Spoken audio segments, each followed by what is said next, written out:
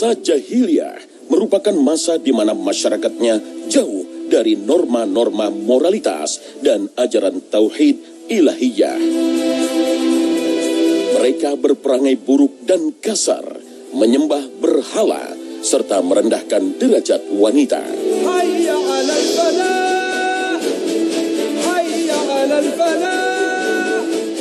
Kemudian cahaya Islam datang ke muka bumi. Di antaranya adalah untuk menyemai benih iman di hati mereka sebagai landasan berperilaku bagaimana mereka bertuhan, menghormati sesama, dan menghapus pandangan jahiliyah terhadap wanita. Rasulullah Shallallahu Alaihi Wasallam menyampaikan langsung baiatnya di hadapan para sahabat tentang ajaran Islam yang menghormati sesama. Bagaimana isi baiatnya? Assalamualaikum warahmatullahi wabarakatuh. Pemirsa Khalifah yang dirahmati Allah Subhanahu wa taala. Pada tahun 8 Hijriah, ketika Rasul Shallallahu alaihi wasallam berhasil membuka kota Mekah dan mengislamkan masyarakat Quraisy, masuk Islamlah salah satu tokoh wanita di masa Quraisy dahulu yang memusuhi Nabi. Dia adalah Hindun. Hindun adalah ibunya sahabat mulia Muawiyah radhiyallahu anhu dan istrinya Abu Sufyan radhiyallahu anhu. Mereka semua nanti masuk Islam. Hindun begitu dia masuk Islam, maka para wanita yang masuk Islam itu dibaiat oleh Nabi. Mereka harus bersumpah setia di hadapan Rasul Shallallahu alaihi wasallam. Sumpah setia mereka atau baiat mereka isinya adalah yang ada di akhir surat Al-Mumtahanah. Mari kita lihat beberapa isinya dan bagaimana kisah Hindun ketika diminta untuk berbaiat itu. Yang pertama adalah alla yusyrikna billah, tidak boleh lagi berbuat kemusyrikan, tidak boleh menyembah berhala, tidak boleh memotong binatang untuk berhalanya, jadi tidak boleh berbuat kemusyrikan. Wala yasriqna, dan kalian juga tidak boleh mencuri. Ketika mereka dibaiat agar tidak boleh berbuat kemusyrikan, mereka siap. Ketika diminta untuk berjanji tidak lagi mencuri, mereka siap. Begitu sampai pada yang ketiga, wala yaznin, dan kalian juga tidak boleh berzina. Maka Hindun protes, tapi menarik protesnya. Protesnya bukan tidak mau berhenti zina, bukan. Justru mengejutkan. Protesnya adalah, ya Rasulullah, kami ini adalah wanita merdeka, bukan budak. Dan zina itu adalah pekerjaan para budak. Ini tamparan keras bagi kita dan zaman kita hari ini.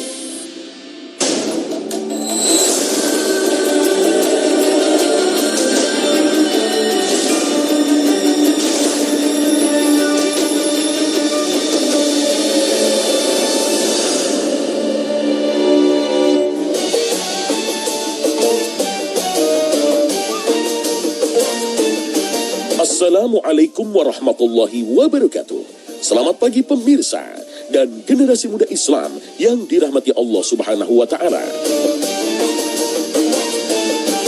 Pagi ini, Khalifah kembali menghadirkan kepada Anda kisah dan hikmah kehidupan yang terangkum dalam Kekayaan Sejarah Islam.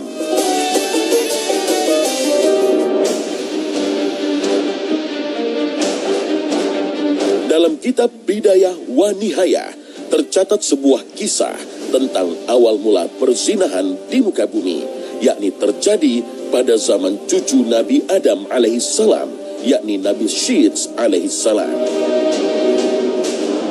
Nabi Syits alaihissalam merupakan adik laki-laki dari Qabil dan Habil. Setelah terjadi pembunuhan Habil yang dilakukan oleh Qabil, Qabil membawa lari istri saudaranya itu meninggalkan gunung tempat mereka tinggal. Mereka lari menuju dataran biasa, di mana hiduplah keturunan Qabil yang gemar melakukan maksiat dan membuat dosa. Keturunan masyarakat Qabil adalah masyarakat yang di sana menyebar berbagai macam dosa. Sementara yang tinggal di gunung nanti adalah tinggal salah satunya anak Adam yang lain yang namanya Syith.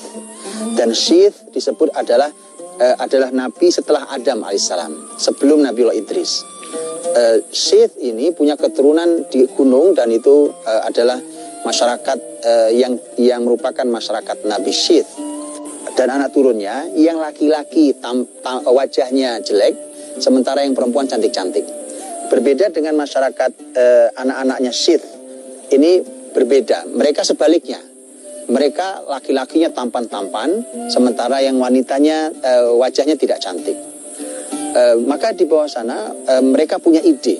Jadi masyarakat Qabil ini punya ide, di mana yang wanita yang memang cantik-cantik itu mereka mulai berdandan seksi, kemudian mereka mulai membuat tarian dengan ditonton oleh kaum laki-laki, sampai akhirnya mereka memiliki sebuah pesta. Nah, ini sejarah awal pesta kemungkaran. Begitu pesta maksiat itu digelar, masyarakat Nabi Syith alaihi salam yang ada di gunung mendengar. Iman yang lemah di dalam hati membuat setan mudah mempengaruhi masyarakat Syith, sehingga mereka turun dan ikut serta dalam pesta tersebut. Masyarakat yang di atas gunung itu masyarakat soleh sebenarnya, aslinya masyarakat Syith, Nabiullah Syith alaihissalam. Di bawah adalah wanita-wanita cantik yang sedang berjoget, dan masyarakat dari atas pegunungan ini yang turun kan laki-laki, dan laki-laki mereka tampan-tampan. Maka akhirnya ikut bergabung. Laki-laki yang tampan-tampan yang lemah iman ini ikut bergabung dalam pesta dengan wanita-wanita yang cantik itu, dan di sanalah kemudian terjadi kemungkaran pertama di muka bumi yang dikenal dengan zina. Ya, karena iman yang lemah, masyarakat Nabi Syith alaihissalam pun tergoda. Mereka ikut larut dalam pesta kaum Qabil yang penuh dosa. Bahkan terjadilah perbuatan zina yang dilarang Allah subhanahu wa ta'ala. Sebuah fahisyah, yaitu sebuah kekejian.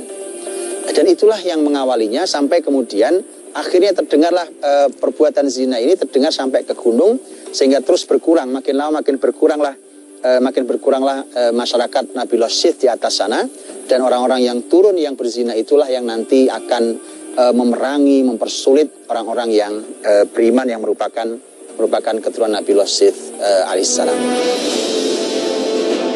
Sejak peristiwa tersebut, perbuatan keji itu semakin berkembang dan ditiru oleh generasi selanjutnya. Bahkan dianggap mubah oleh beberapa kalangan, meski berdampak buruk bagi masyarakat itu.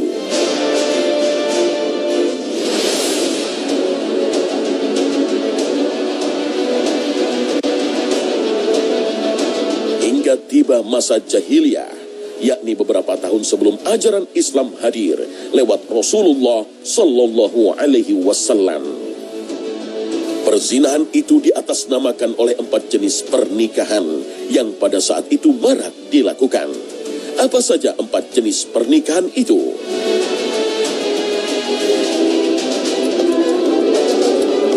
Pada masa jahiliyah, hubungan di antara perempuan dan laki-laki tidak berbeda dengan hewan. Bahkan kebiasaan ini masih berlangsung sejak sebelum dan sesudah Rasulullah SAW hadir dan menyebar syariat Islam. Imam Bukhari meriwayatkan dari Aisyah radhiyallahu anha bahwa pada masa jahiliyah terdapat 4 jenis pernikahan yang marak dilakukan. Yang pertama adalah pernikahan al-mukhadanah atau melegalkan perselingkuhan. Kalau akhdan, al-mukhadanah itu adalah sebenarnya adalah seorang wanita yang dia punya suami, tetapi legal bagi wanita itu untuk punya selingkuhan kalau bahasa kitanya. Hari ini kita punya selingkuhan. Jadi mereka dia boleh zina dengan siapapun dari teman-temannya. Walaupun di dalam tema ini mereka punya kaidah, yang penting tidak ketahuan. Jadi harus rahasia. Karena kalau dia tidak rahasia, mereka sebagian masyarakat Arab pun bahkan masih menganggap sebagai pengkhianatan terhadap suaminya. Perlu diketahui sebagai catatan, peraturan-peraturan perzinahan itu di masyarakat jahiliyah dulu itu boleh bagi laki-laki. Jadi kalau laki-laki bebas, terserah mau berbuat apa saja. Tapi kalau perempuan mereka masih punya aturan-aturan. Dari contohnya bahwa kalau sifatnya punya selingkuhan, yang penting tidak ketahuan.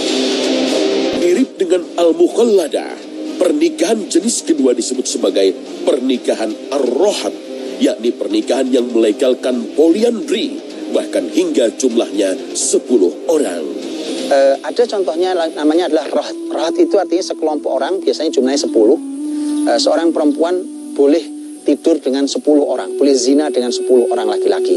Kalau perempuan itu kemudian hamil, maka si perempuan ini melahirkan, perempuan ini boleh dan itu legal menunjuk siapa ayah dari bayi yang dilahirkannya. Dan nanti hukumnya semua peraturan di masyarakat itu, bayi itu nisbatnya kepada bapak yang ditunjuk dari 1 dari 10 orang itu. Seorang laki-laki yang ditunjuk oleh wanita tersebut harus menerima dengan tangan terbuka dan tidak boleh menolak untuk mengakui bayi tersebut adalah anaknya. Ya, ini adalah bagian dari cara jahiliyah merendahkan wanita. Bahkan jika sepasang suami istri sudah menikah dan belum memiliki keturunan, kaum jahiliyah melegalkan mengganti pasangan. Hal ini disebut dalam pernikahan jenis ketiga, yakni al-badal. Sahabat mulia Abu Hurairah radhiyallahu anhu mengatakan ada satu kata namanya al-badal. Al-badal itu artinya ganti, pengganti. Abu Hurairah mengatakan al-badal fil jahiliyah, bahwa badal itu kerjaan jahiliyah dulu. Itu adalah yang hari ini juga terjadi di sebagian masyarakat, wal'iyadzubillah, na'udzubillah, yaitu tukar suami istri. Jadi tukar-tukaran. Dia bertukar istri orang dengan istrinya dan dipertukar. Ini adalah pekerjaan jahiliyah dari dahulu. Kemudian juga ada istilah lain yang disebut dengan al-istibdha'. Al-istibdha' itu adalah perzinahan di mana kalau seorang laki perempuan menikah, kemudian tidak kunjung punya anak, maka sang suami memerintahkan istrinya untuk tidur dengan seseorang. Biasanya seseorang itu adalah tokoh di masyarakat. Tidur dengan tokoh di masyarakat itu, begitu hamil baru pulang. Begitu hamil baru pulang, dia tidak dicampuri sampai nanti dia melahirkan. Itu disebut istibdha' atau ingin mencari keturunan. Dan biasanya mereka senang kalau dicampuri istrinya oleh tokoh di masyarakatnya, karena artinya punya darah dari tokoh itu. Waliyadzubillah, semuanya perbuatan setan. Kemudian pernikahan jenis keempat adalah melegalkan secara terang-terangan persetubuhan dengan wanita yang menjajah tubuhnya. Pernikahan ini disebut sebagai pernikahan royat. Royat bermakna bendera, karena wanita ini menandai dirinya sudah siap dengan bendera yang dipasang di depan rumahnya. Dan kemudian ada yang disebut dengan sahibatur royat, yaitu para wanita yang menancapkan bendera di depan rumahnya. Ini resmi rumah-rumah pelacuran. Ini prostitusi resmi pelacuran. Jadi diletakkanlah bendera-bendera itu. Ada yang menyebutkan warna benderanya warna merah, diletakkan di depan rumah-rumah mereka. Kalau bendera dikibarkan hari itu, maka artinya wanita yang di dalam rumah itu sudah siap hari itu untuk membuka dirinya, menjual harga dirinya dan menjadi pelacur hari itu. Wal'iyadzubillah. Kemudian Islam datang. Di antaranya adalah untuk memberi pedoman hidup kepada manusia serta memuliakan derajat wanita. Bahkan Allah Subhanahu wa Ta'ala di dalam Al-Quran berulang-ulang memuji hambanya yang senantiasa menjaga kesucian dirinya. Ketika Allah Subhanahu wa Ta'ala berfirman tentang wanita juga sama. Allah memuji wanita mulia, yaitu Maryam. Maryam dipuji Allah Subhanahu wa Ta'ala. Kalimat Allah menyampaikan innallaha astafaki wa tahharaki wastafaki ala nisa'il alamin. Sungguhnya Allah memilihmu wahai Maryam dan Allah mensucikanmu. Allah puji Maryam karena kesuciannya. Dalam ayat yang lain Allah berfirman tentang Maryam, wa Maryam ibnata Imran allati ahsanat farjaha. Sebelum Allah memuji Maryam dengan pujian-pujian yang lain bahwa dia wanita yang beriman, wanita yang taat, ternyata Allah memuji dengan permulaan allati ahsanat farjaha, yang menjaga kemaluannya, menjaga kehormatannya.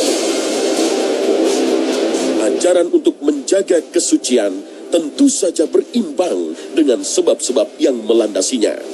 Di antaranya untuk menjaga kehormatan perempuan, mencegah anak-anak yang terlantar, mencegah bercampur baurnya nasab, serta menghindari jenis-jenis penyakit yang menular lewat hubungan bebas. Namun, apabila anak cucu Anda mengabaikan ajaran ini, maka Allah Ta'ala juga menyertai ancaman yang cepat atau lambat akan turun sebagai balasannya. Ini bisa dilihat dari fenomena alam yang muncul beberapa waktu belakangan, seperti gempa, longsor, ataupun gunung meletus. Aisyah radhiyallahu anha, beliau mengingatkan saat itu ditanya tentang gempa, peristiwa gempa. Dan bukankah hari ini kita mulai merasakan banyak gempa? Ini bukan sebatas fenomena alam. Kalau alam dari dulu nih, alam ini ada. Gunung, lautan, daratan, lembah, semua ada. Gunung berapi, lautan, semua ada. Tapi gempa-gempa terjadi dan seterusnya juga bukan hanya sebatas masalah bahwa bumi sudah tua. Memang bumi sudah tua. Aisyah radhiyallahu anha ketika ditanya mabaluz zalazil, mengapa gempa bisa terjadi, beliau menjawabnya secara ilmiah, ruhiyah, dan spiritual. Beliau mengatakan nomor satu, poin pertama adalah idastabahuz zina. Kalau mereka itu masyarakat sudah menganggap zina itu mubah, artinya biasa dan boleh, halal-halal saja. Tidak hanya zina, peringatan ini juga berlaku terhadap segala perilaku jahiliyah yang menghalalkan perilaku yang Allah haramkan. Di antaranya adalah halalnya sutra bagi laki-laki dan musik yang melalaikan. Yang kedua adalah Rasul Shallallahu Alaihi Wasallam bersabda, kata Nabi, layakunanna fi ummati, akan terjadi pada umatku, ada umatku yang yastahillunal hirra wal harira wal ma'azif. Mereka menghalalkan perzinahan. Yastahil artinya menganggap halal, menganggap halal perzinahan, kemudian menganggap halal sutra bagi kaum laki-laki, dan ma'azif dan musik. Mereka, kata Nabi SAW, itu akan dihukum Allah Subhanahu Wa Taala kalau sudah sampai tingkat menghalalkannya, akan dihukum oleh Allah Subhanahu Wa Taala dengan hukuman yakhsifullahu bihimul ard. Mereka akan Allah tenggelamkan ke dalam bumi, ambles dalam bumi. Peringatan ini bisa menjadi bahan kita semua untuk memuhasabah tentang peristiwa yang terjadi di muka bumi belakangan ini. Barangkali di antara musibah yang melanda merupakan teguran untuk kita agar senantiasa lebih banyak mengingat dan mendekatkan diri kepada Allah Subhanahu wa Ta'ala. Sebab ini merupakan pengingat dari Allah yang cemburu pada hambanya yang sehari-hari sibuk pada urusan dunia. Namun, jika pengikat ini belum juga memberi jera, maka terdapat ancaman lain untuk pelaku zina. Kemudian juga oleh Allah SWT, sebagian dari mereka dikutuk berubah menjadi al-qiradah wal khanazir, menjadi sebagian berubah menjadi monyet dan menjadi babi. Jadi ancamannya sangat berat. Kemudian juga dalam hadis yang lain Rasulullah SAW menyampaikan tentang merebaknya prostitusi dan perzinahan. Sekali lagi, bukan hanya dilakukan, tetapi sudah merebak dan dianggap biasa. Dalam riwayat lain adalah riba wa zina, riba dan zina, nampaknya satu paket. Nabi SAW mengatakan illa fasha fihim, kecuali at-ta'un wal auja allati lam takun fi aslafihim allatina madau. Tidaklah perzinahan, kekejian itu menyebar. Dalam riwayat lain bahkan dengan riba juga menyebar, kecuali akan menyebar ta'un. Ta'un adalah penyakit, wabah penyakit yang sulit diobati. Satu. Yang kedua adalah al-auja. Auja adalah kelaparan. Kelaparan. Masyarakat bumi kelaparan. Para ilmuwan menganggap bumi tidak lagi bisa memberi makan penduduknya. Padahal Allah tidak mungkin salah menciptakan manusia itu di bumi ini yang sangat kaya raya seperti yang kita lihat di bumi kita sekarang ini. Tetapi karena mereka tidak mampu mengelola kerakusan mereka, dan karena mereka tidak mampu menahan diri dari dosa zina dan riba. Dan menarik, di zaman Nabi SAW ada seorang anak muda yang datang ke Rasul, laki-laki datang ke Rasul SAW. Kemudian anak ini dengan sejujur-jujurnya dia berkata, ya Rasulullah, izinkan saya berzina. Saat itu sedang bersama Nabi, sedang bersama para sahabat. Anak muda datang dengan jujur, dia mengatakan izinkan saya berzina. Tentu sahabat marah, bahkan hampir mereka berdiri akan memukuli anak muda itu. Nabi mengatakan jangan. Lihat, ini pelajaran mahal. Bagaimana Nabi mengatasi gejolak di anak-anak muda kita, di anak muda di zaman itu yang dengan jujur dia mengatakan izinkan aku berzina. Maka Nabi mengatakan, dengan dekatkan anak muda itu, jangan dimarahi. Maka Nabi mengatakan, bagaimana kalau ibumu dizinai orang, dia marah, dia bilang saya akan marah besar.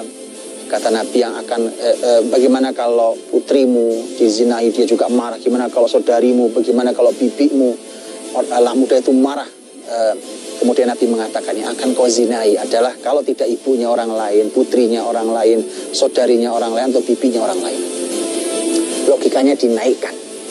Ini membuktikan bahwa perzinahan itu secerdas apapun yang orang yang melakukannya berarti logikanya mati. Sehingga ketika seperti itu, anak muda sudah seperti itu, baru kemudian Nabi memegang dadanya, berikan sentuhan, dipegang dadanya, kemudian didoakan oleh Nabi SAW. Nabi SAW mengatakan, ya Allah, sucikan jiwanya dan jagalah kemaluannya. Kemudian anak muda itu langsung reda, dia dingin hatinya, kemudian dia mengatakan sudah hilang keinginan dia untuk melakukan dosa perzinahan. Semoga Allah memberikan kesucian. Wallahu ta'ala alam bishawab. Assalamualaikum warahmatullahi wabarakatuh.